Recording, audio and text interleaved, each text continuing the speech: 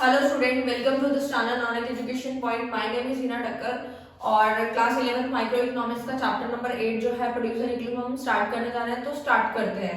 तो प्रोड्यूसर का मतलब क्या होता है स्टूडेंट? प्रोड्यूसर का मतलब होता है जब कोई पर्सन जो है वो सामान को बना रहा है तो उसे प्रोड्यूस कर रहा है, तो यानी उसे प्रोड्यूसर बोलेंगे। प्रोड्यूसर इक्विलिब्रियम क्या होता है स्टूडेंट? बहुत ईजी है, कुछ मुश्किल नहीं है। प्रोड्यूसर इक्विलिब्रियम जो है उसमें क्या होता है, उसका मतलब क्या होता है स्टूडेंट? तो देखो, उसका मतलब होता है कि जब प्रोड्यूसर को ज्यादा से ज्यादा मैक्सिमम प्रॉफिट होता है उसे हम प्रोड्यूसर इक्विलिब्रियम बोलते हैं। लेकिन कब होता है वो डिफाइन के थ्रू फटाफट से समझते हैं कि डिफाइन क्या कहना चाहती है। Producer equilibrium refers to that price and output combination which bring maximum profit, यानी मैक्सिमम प्रॉफिट जब होता है to the producer and profit decline as more is produced. कहने का मतलब ये हुआ कि हम सिंपल लैंग्वेज में तो समझ गए हैं कि प्रोड्यूसर इक्विलिब्रियम वो वाली सिचुएशन होती है जहां पे प्रोड्यूसर को मैक्सिमम प्रॉफिट होता है, यानी कि मैक्सिमम प्रॉफिट जहां होता है वही हम हमारी प्रोड्यूसर इक्विलिब्रियम होती है। बट कहां तक? जहां पे प्रोड्यूसर का जो प्रॉफिट है जैसे ही गिरने लगेगा, जहां पे गिरने लगेगा उसके जो जस्ट ऊपर वाला पॉइंट होगा वही हमारा क्या होगा? प्रोड्यूसर इक्विलिब्रियम होगा। बट हमें ये चेक करना है शेड्यूल और कर्व के थ्रू। हमें देखना है कि प्रोड्यूसर इक्विलिब्रियम कहाँ होता है। तो जल्दी से शेड्यूल और कर्व के थ्रू समझते हैं। उससे पहले हमें दो कंडीशन पता होनी चाहिए। अगर ये दो ही कंडीशन फुलफिल होगी तो ही हमें पता चलेगा शेड्यूल में और कर्व में कि प्रोड्यूसर इक्विलिब्रियम कहाँ पे होता है। ठीक है, ऐसी बात मैंने क्यों बोली? जब मैंने डिफाइन समझा दी तो आप सोचेंगे जब मैम आपने हमें डिफाइन समझा दिया तो हम तो शेड्यूल में फटाफट देख के बता देंगे कि जहां पे मैक्सिमम प्रॉफिट हो रहा होगा वहीं पे प्रोड्यूसर का इक्विलिब्रियम होगा। तो बिल्कुल सही सोच रहे हैं, बट कंडीशन इसलिए फॉलो करनी होती है क्योंकि जब हम शेड्यूल देखेंगे तो उसके अंदर एक चीज और नोटिस करेंगे कि कभी कभार दो सिचुएशन ऐसी आ जाती है जहां पे कि जो हमारा प्रॉफिट है यानी कि जिस अप्रोच के थ्रू हम देखेंगे वहां पे वो बराबर होता है। तो इसीलिए हमें कंडीशन देखनी है। तो जल्दी से फटाफट देखते हैं दो कंडीशन। पहले तो ये समझ लीजिए प्रोड्यूसर इक्विलिब्रियम को दो अप्रोच से पढ़ना है हमें। कौन कौन सी होती है? टीआर एंड टीसी अप्रोच, दूसरा है एमआर-एमसी अप्रोच। तो स्टूडेंट आप लोगों के लिए एक अच्छी न्यूज ये है कि आपको टीआर एंड टीसी अप्रोच नहीं पढ़ना है, यहाँ पे सिलेबस में नहीं है। तो काट दो, फालतू का टाइम वेस्ट मत करो यार, जो नहीं आ रहा उसको छोड़ दो। अब हमें पढ़ना है एमआर-एमसी अप्रोच, इसी को ही स्टडी करना है और जल्दी से चैप्टर खत्म करना है। उसमें भी देखो क्या पढ़ना है, बहुत छोटा सा चैप्टर है, बट ये चैप्टर आपको तभी समझ में आएगा जब आपने पिछले एज अ प्रोड्यूसर जो सारे चैप्टर्स थे, प्रोडक्शन, फंक्शन, कॉस्ट, रेवेन्यू, ये सारे चैप्टर अच्छे से पढ़े होंगे। तो मैं डेफिनेटली कह रही हूँ आपको इस टॉपिक में बिल्कुल भी दिक्कत नहीं आएगी। फिर आपको सिर्फ थोड़ी ही चीजें समझनी है और पूरे चैप्टर को शॉर्ट में खत्म कर देना है। तो जल्दी से देखो, एमआर और एमसी अप्रोच को हमें दो वे से पढ़ना है। एक तो प्राइस जब कांस्टेंट होता है, दूसरा प्राइस जब हमारा गिर रहा होता है। हमने जब रेवेन्यू चैप्टर पढ़ा था तो उसमें भी ये चीज समझी थी कि प्राइस कांस्टेंट कौन सी मार्केट में होता है? परफेक्ट कंपटीशन में। और प्राइस फॉल कब करता है? वो कौन सी मार्केट होती है? वो होती है इम्परफेक्ट कंपटीशन। अगर आपने वो वीडियो नहीं देखी तो प्लीज देख लेना। और मैंने ये भी एक्सप्लेन किया था आप लोगों को कि जब हमारा प्राइस कांस्टेंट होता है तो क्यों होता है, प्राइस फॉल करते हैं तो क्यों होता है। तो देखो, ये इसीलिए होता है क्योंकि प्राइस जब हमारा कांस्टेंट रहता है तो उसका मतलब है स्टूडेंट्स कि इंडस्ट्री ने जितना भी प्राइस दिया है फर्म को उसी प्राइस पे बेचना है। तो तब वाले केस को हम बोलते हैं प्राइस कांस्टेंट है। कांस्टेंट का मतलब सेम रहता है, चेंज नहीं होता। 10 रुपए तो 10 रुपए ही, 12 है तो 12 रुपए, 5 है तो 5 रुपए। ठीक है। प्राइस फॉल कब होता है स्टूडेंट्स? देखो, प्राइस फॉल जब होता है जब फर्म अपनी प्राइस पॉलिसी खुद बनाती है। और ऐसा प्राइस कम क्यों करती है? ताकि उसको अपनी सेल को, फर्म को अपनी सेल बढ़ानी है, जिसकी वजह से प्राइस कम कर दिया जाता है। इसको डिटेल में भी समझाया था, अभी मैं ज्यादा डिटेल में नहीं जा रही हूँ, वीडियो बहुत लंबा हो जाएगा जो कि मुझे नहीं करना, मुझे शॉर्ट में ही समझाना है। तो अगर आप और डिटेल में जानना चाहते हो तो पिछली वीडियो देख लेना। फिर भी मैंने आप लोगों के लिए बता दिया। तो आई होप आपको समझ आ गया होगा। एमआर और एमसी अप्रोच हम दो वे से पढ़ने वाले हैं। पहले प्राइस कांस्टेंट का शेड्यूल और कर्व देखते हैं, उसके बाद हमें प्राइस फॉल वाला शेड्यूल और कर्व देखना है, चैप्टर को फिनिश करना है। तो जल्दी से स्टार्ट करते हैं प्राइस कांस्टेंट से। ये रहा आउटपुट, ठीक है, 1 2 3 4 5 6 आउटपुट है। ठीक है, कब से आप लोगों को समझाती आ रही हूँ। Price, TR, TC, MR, MC सब रुपीस में है, लिख लेना। अगर आपको नहीं दिख रहा तो कोई दिक्कत की बात नहीं है, आप लोग जो है मुझे डीएम कर दीजिएगा। ये जो लिंक है इसका मिल जाएगा, जहां पे भी पिक अपलोड होगी ये मिल जाएगी आपको, तो टेंशन मत लेना। प्राइस आपका सेम ही है, ठीक है, 12 है तो 12 रुपए, क्योंकि हम कौन सा वाला पढ़ रहे हैं, हम अभी पढ़ रहे हैं प्राइस कांस्टेंट वाला। प्राइस फॉल वाला भी हम बाद में देखेंगे, सिर्फ अभी आप फोकस करो कि प्राइस कांस्टेंट है, सेम है, चेंज नहीं हो रहा, तो सेम ही है। टीआर, टीसी, एमआर, एमसी, ये चीज तो आपको समझाने की कोई बात ही नहीं है, क्योंकि सारे चैप्टर में बहुत अच्छे से क्लियर करा था मैंने। टीआर, टीसी, एमआर, एमसी निकाल चुके हम, ठीक है। टीआर कितना है, 12, 24, 36, 48, 60, 72। टीसी आपका ये दिया हुआ ऑलरेडी, एमआर भी दिया हुआ है, एमसी भी हो गया। ये सारी चीजें पढ़ चुके हैं, हमें सिर्फ प्रॉफिट देखना है कि प्रॉफिट कैसे निकालना है। तो जल्दी से देखो, टीआर माइनस टीसी करते रहो और प्रॉफिट निकालते रहो। स्टूडेंट देखो, मैंने आपको रेवेन्यू चैप्टर में भी क्लियर करा था और अभी भी बता रही हूँ, जब भी अगर आपको प्रॉफिट निकालना होगा तो आप सिंपल क्या करोगे, एज अ प्रोड्यूसर सोचो, ठीक है, या एज अ सेलर सोचो कि प्रॉफिट कैसे निकालोगे। अगर आपकी टोटल रेवेन्यू, देखो टोटल रेवेन्यू क्या है, जितनी आपको टोटल रेवेन्यू मिली है, जितना आपके पास पैसा आया है, ठीक है, उसमें से टोटल कॉस्ट को माइनस कर दो, मतलब जितनी आपकी कॉस्ट लगी थी, ठीक है, जितना आपके पास पैसा आया, ठीक है, जितनी आपने उस प्रोडक्ट को बनाने के लिए कॉस्ट लगाई थी, दोनों को माइनस करो यार, सिंपल है, तो आपका प्रॉफिट निकल जाएगा कि आपको प्रॉफिट हुआ भी या नहीं हुआ।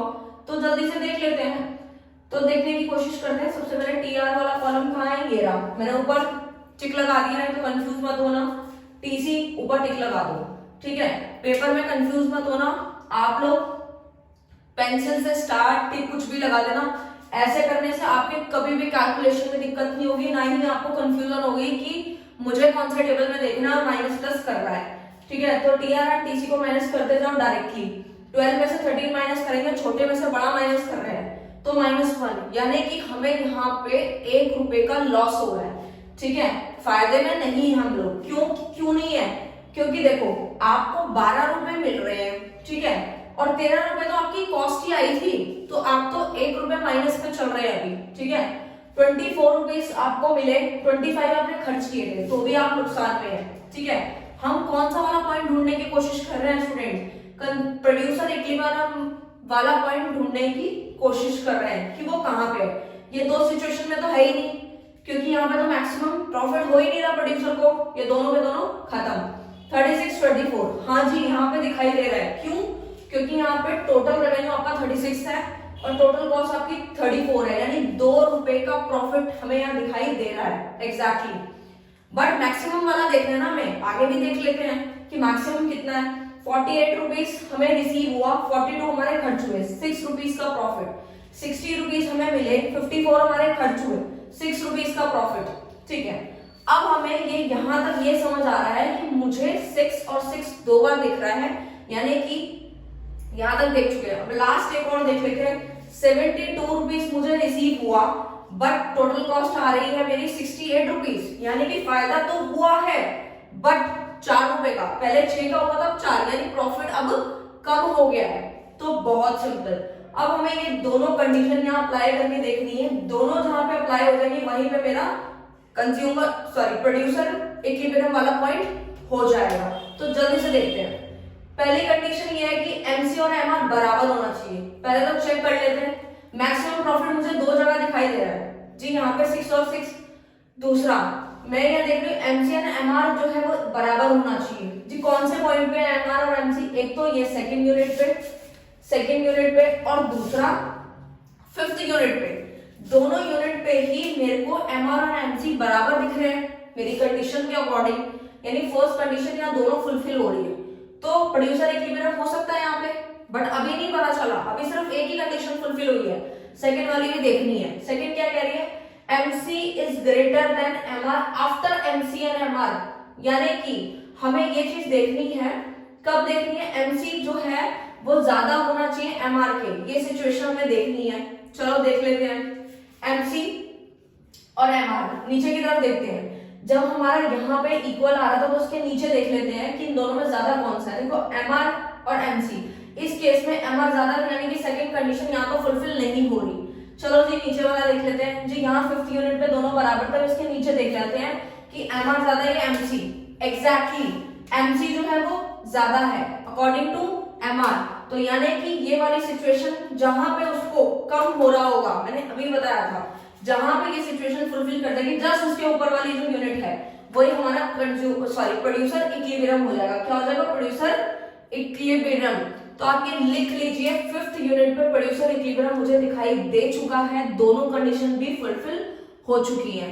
अगर स्टूडेंट आपको इसमें डाउट है और कंफ्यूजन है तो मैं छोटी सी ट्रिक बता देती हूँ, वो भी अप्लाई कर लीजिएगा। सबसे पहले एमसीएन एमआर तो आपको देखना बहुत आसान है। सेकेंड यूनिट पे 5th यूनिट पे दोनों ही कंडीशन फुलफिल हो गई थी।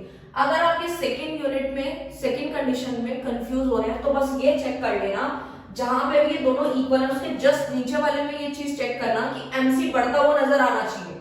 अब इसके अंदर आप देख रहे हैं एमसी बढ़ता हुआ नजर आ रहा है? नहीं आ रहा, कम हो रहा है। अब इसके नीचे देखें तो एमसी बढ़ता हुआ नजर आ रहा है, दैट मीन जस्ट उसके ऊपर वाली कंडीशन ही क्या हो जाएगी? प्रोड्यूसर इक्विलिब्रियम हो जाएगी। आई होप स्टूडेंट ये दोनों ट्रिक्स मैंने बताई, जो आपको अच्छी लगे आप वो अप्लाई कर लेना और शेड्यूल के साथ देख लेना। अब जल्दी से कर्व देख लेना। कर्व तो बहुत ही आसान है, बहुत ही सिंपल है, बना हुआ है। इस केस में भी दो ही सिचुएशन देख रहे हैं, एक तो आर वाली और एक तो के वाली, दोनों ही क्या है? प्रोड्यूसर इक्विलिब्रियम हो सकती हैं, ठीक है। बट एक्चुअल में कौन सी वाली है हमें तो चेक करना है ना दोनों कंडीशन के अकॉर्डिंग। तो पहला एमसीएन एमआर आर इक्वल, ठीक है जी, इक्वल। उसके बाद बढ़ता हुआ नजर आना चाहिए, वो देखते हैं कहां पे। देखो ये वाला पहले आ रहा है एमसी का, आया फिर गिरा फिर बढ़ा, ठीक है। लेकिन हमारा पॉइंट कहां पे है?